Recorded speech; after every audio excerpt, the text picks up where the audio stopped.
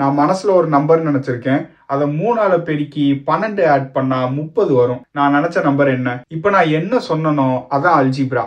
அல்ஜீப்ராவை பொறுத்த வரைக்கும் தெரியாத நம்பரை எக்ஸ்ன்னு சொல்லுவோம். ஸோ என்னோட எக்ஸை 3ஆல பெருக்கி 12 ஆட் பண்ணா 30 வரும்னு சொன்னேன். இப்போ இதுல இருந்து ஈஸியா 3x equal to 18, x equal to 6ன்னு சொல்லிடலாம். இதுவே எக்ஸுங்கிற ஒரு அன்னோனுக்கு பதில் 2 அன்னோன் இருந்தா, உதாரணத்துக்கு ஒரு பழ வியாபாரி ஆப்பிளும் ஆரஞ்சும் கலந்து கூடையில ஒரு 100 பழம் வச்சிருக்காருன்னு வச்சுக்குவோம்.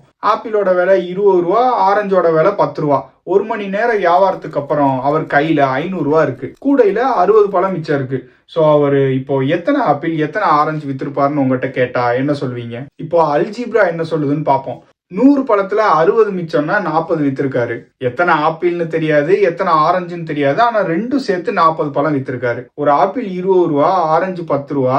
தனித்தனியா எத்தனை வித்திருக்காருன்னு தெரியல. ஆனா ரெண்டும் சேர்த்து மொத்தமா 500 ரூபாய்க்கு போனி ஆகியிருக்கு. இந்த முதல் ஈக்குவேஷன்ல ஆரஞ்சு ஈக்குவல் டு 40 மைனஸ் ஆப்பிள்னு தெரியும். சோ ஆரஞ்சுக்கு பதிலா 40 மைனஸ் ஆப்பிள கொண்டு போய் ரெண்டாவது ஈக்குவேஷன்ல சப்ஸ்டிடியூட் பண்ணா ஆப்பிள் இஸ் ஈக்குவல் டு 10ன்னு தெரிய வரும். இப்ப இந்த 10 கொண்டு போய் ஆப்பிளுக்கு பதில் முதல் ஈக்குவேஷன்ல போய் சப்ஸ்டியூட் பண்ணா ஆரஞ்சு ஈக்குவல் டு 30ன்னு தெரிய வரும். ஆரஞ்சையும் ஆப்பிளையும் கண்டுபிடிக்கிறத விட இந்த டெக்னிக்கை தெரிஞ்சுக்கிறது தான் ரொம்ப முக்கியம். ஸோ அதனால இந்த ஆரஞ்சு ஆப்பிள்லாம் பேசாம எக்ஸ் ஒய்ன்னு பேசிட்டு இருந்தோம். இப்போ இதே ஈக்குவேஷன்ல ஆப்பிளுக்கு பதில் எக்ஸ், ஆரஞ்சுக்கு பதில் ஒய் போட்டிருந்தா நீங்க இப்படிதான் பார்த்திருப்பீங்க. இதை வச்சு பல ஆன்லைன் ரிசல்ட்ஸை சால்வ் பண்ண முடியும். மறக்காம லைக் பண்ணுங்க. நீங்க லைக் பண்ணா மட்டும்தான் அல்காரிதம் இந்த வீடியோவெல்லாம் ரெக்கமெண்ட் பண்ணும்.